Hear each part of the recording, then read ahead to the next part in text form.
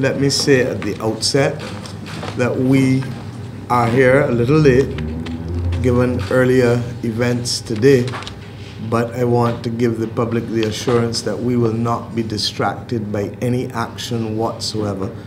And we had intended to speak to the press this afternoon in relation to the economy, and I would wish to do so now. 4 weeks ago, the Minister of Finance sought to quell a simmering mood of anxiety and discontent in this country by promising a comprehensive State of the Nation address on the economy, the progress made on the expenditure measures from the budget, the performance of the vital sectors of the economy since the presentation of the 2013 budget. It is now the middle of December, less than 13 days to Christmas, and a promised statement has not been forthcoming. Many business enterprises in Barbados had put plans on hold in anticipation of further light being shed on the application of several measures from the government's budget, and indeed to ensure that the intended response would allow them to proceed with clarity. There is a serious concern about the prohibitive cost of doing business in this country.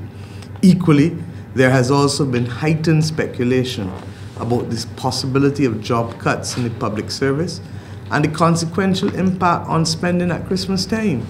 There was therefore a concern that this would come sooner rather than later. There has also been anticipation about a relook at the no privatization dictum of this government, particularly since the Prime Minister said in September that his cabinet never spoke on a privatization of the airport. All of this with a monthly fall in foreign reserves that remains disturbing, continued reports of the persistent printing of money, which I will deal with a little later, the downgrade of this country's credit rating 3 weeks ago by Standard & Poor's. All of these things have served to send a clear and unambiguous message that all is not well in Barbados and that something meaningful needs to be done, and to be done urgently. It is for this reason that the Barbados Labour Party parliamentary opposition is today calling on Prime Minister Frundell Stewart to urgently assume the reins of true leadership in this country and to come now and come clean and clear with the country on the true state of the economic affairs in Barbados and the specific measures that his government intends to take to turn this calamitous situation all around.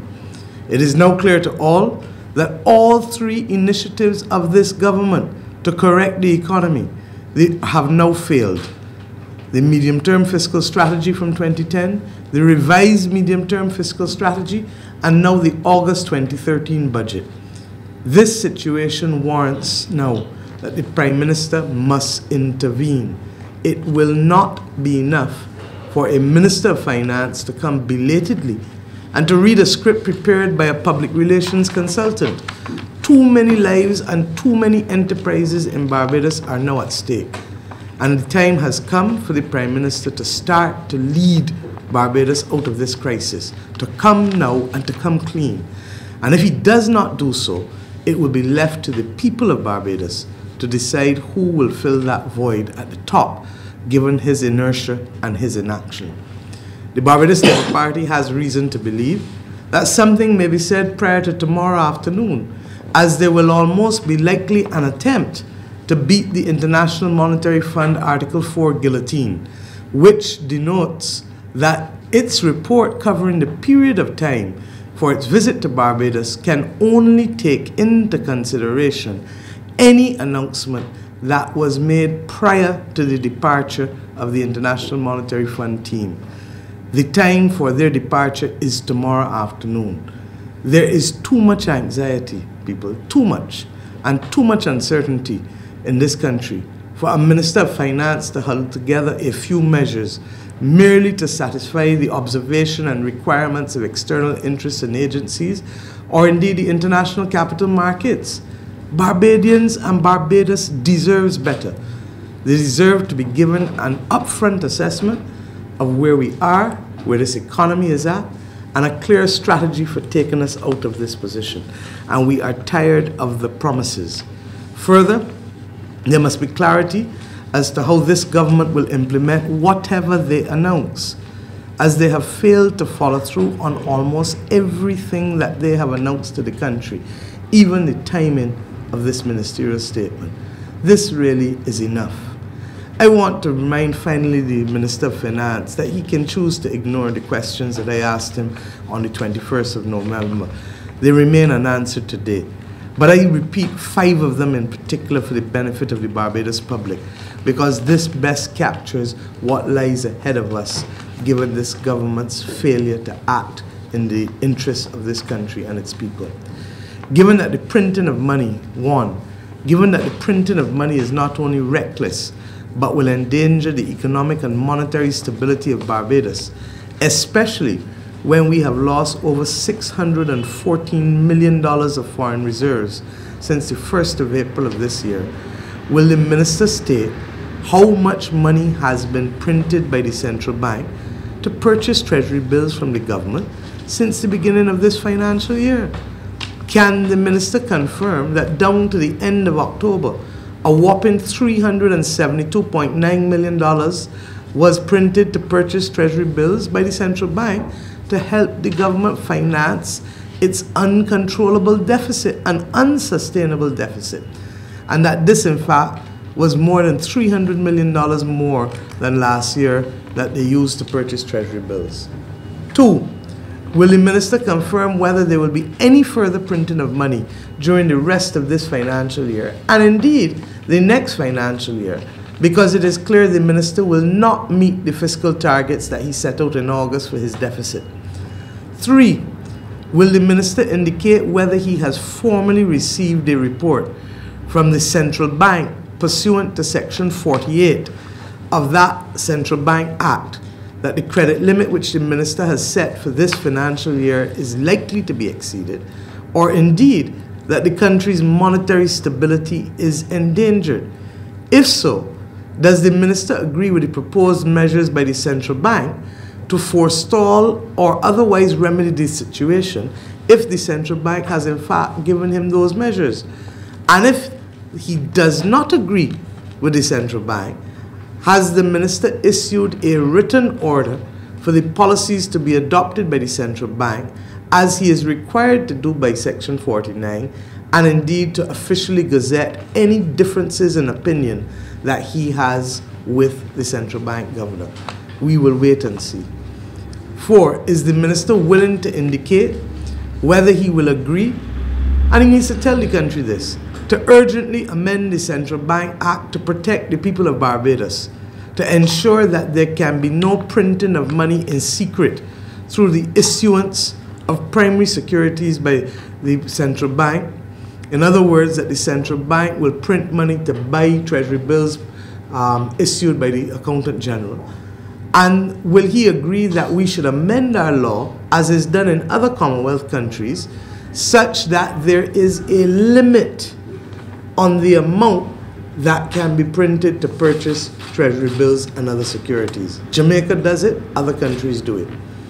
And finally, 5, will the minister agree truly that the governor of the central bank must now update the people of Barbados on a monthly basis, and the days of a quarterly review are over? The people of Barbados are deeply concerned, and this dilly-dallying and this false promises as to when you will speak, the opposition does not even know what we will face tomorrow. We have not been told by the government what they intend to do, and then we will be told that we must cooperate. The first rule for cooperation to obtain is that there must be communication and there must be trust. We have offered too many times in this country, particularly this year, up to this year, to have a joint committee of parliament set up so that we can face our problems together as a people. This government has rejected that, it has rejected us, and it has not even found it possible to take the lead of opposition business into their confidence as to what will be the agenda of Parliament on a weekly basis, particularly on a matter as fundamental as this. We do know this for sure, that when the IMF team leaves tomorrow afternoon, nothing that is not announced by then can be taken into account to be included in their independent macroeconomic assessment of Barbados. And this is of concern to all of us, because we feel as though we are in the dark without leadership, and that we do not know what the next day holds at any stage. I thank you. Anything else? Any questions before we move? Okay, given all that you've outlined there, what will happen if the Minister of Finance or the Prime Minister does not accede to your request? What is your next? Well, we will speak to you again, Antoinette. I am not in the business of fortune telling. I am in the business of assessing what lies before us. I deal with rules. I deal with clear prescriptions. We know that the rules of the fund are such that anything that happens after their departure cannot be included in their report. We know that the government of Barbados has agreed to a loan with Credit Suisse, Kerry, that has a condition subsequent, unheard of in any previous loan with a private sector entity or bond with a private sector entity, that says that once the Article 4 report is available, this is only a set of recommendations, by the way, it must be given to Credit Suisse. If not, it will trigger an event of default in the 5-year loan of 150 million US that the government is hoping to receive from Credit Suisse. So we deal with reality. If the Prime Minister does not feel he has a duty to speak to this country, then the people of Barbados will have to make up their mind, as I said, whether they're prepared to fill the void in leadership that continues to exist. We know that Parliament is going to sit tomorrow. Is any undertaking to be given to give the opposition any idea what that plan before? None whatsoever. In fact, Kerry can speak to that, and he can also speak to the implications of a ministerial statement. Kerry? Yeah, well, we don't know what will happen tomorrow as so far as the ministerial statement is concerned. We've been led to believe over 3 weeks ago that a ministerial statement was imminent. The Minister of Finance himself indicated during a session of Parliament that he would have brought, in his own words, a ministerial statement next week. And next week has not yet come. So we wait, watch, hope, and pray. The contents of the ministerial statement are also something that we are in the dark about. There's much speculation and rumor around the country.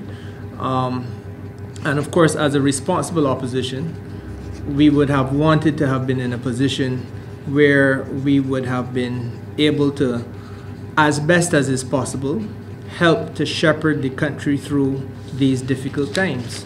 But if we are not taken into the confidence of the government, howsoever well-intentioned we are, if the social partners themselves have not been told what is likely to come, and quite frankly, there is a social partnership meeting which I believe will take place tomorrow, so at 10 o'clock.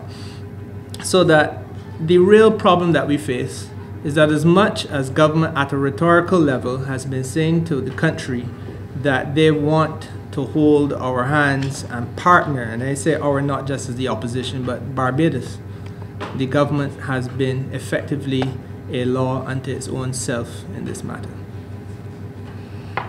And of course, we need to be careful about what we say about the government given this morning. Is there anything further related to that? No, I think Dale addressed it comprehensively and fully this morning, and we will say no more at this stage on it. Suffice it to say that it was ironic that my next meeting that I had to attend, which was affected by that, was in fact a meeting with the representatives from the United Nations Human Rights Office from Geneva.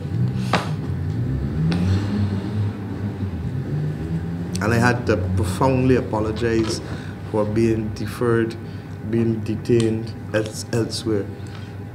Literally. Literally. Any more questions? If none, there are copies of the statement which pretty much represent what I've said. There's obviously some ad-libbing changes, but not major. Yes, sir. Yes, the opposition did meet with the International Monetary Fund in its consultation. They've met with a number of stakeholders, private sector, unions, I believe, certainly the opposition. I don't know their full schedule, statutory corporations, I think members of cabinet. And that's normal. We would normally meet with the International Monetary Fund when they come, as we meet with Standard & Poor's and Moody's and other agencies. You wouldn't expect me to say what we said because we will respect their confidentiality at this stage. But suffice it to say that we did meet with them yesterday evening.